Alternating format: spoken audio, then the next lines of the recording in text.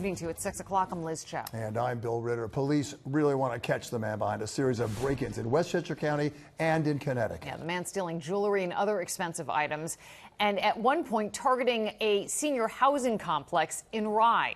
Eyewitness News reporter Joe Torres is there live tonight with much more on the investigation. Joe. Liz and Bill, you're about to meet an active and energetic grandmother who last week went out for a night of dancing. She came back to her apartment here in Rye only to learn that her home had been burglarized. Well, now, as police search for a suspect, that woman's energy and passion has turned to fear and anxiety. Palma Farley showed us exactly where a masked burglar entered her apartment last week.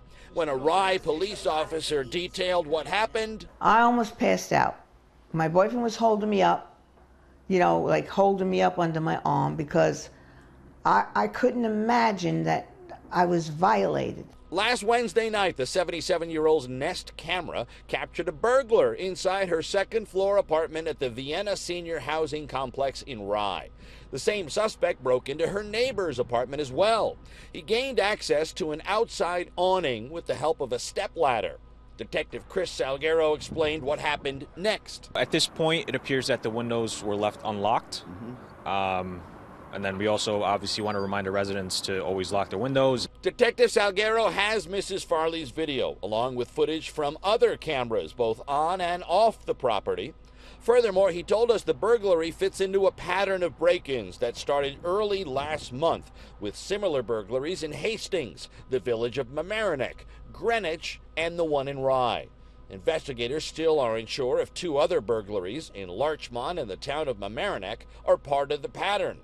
Mrs. Farley, a street-savvy grandmother raised in the Bronx, has the suspect on video, but she's anxious to meet him in person. I want to see him go to court.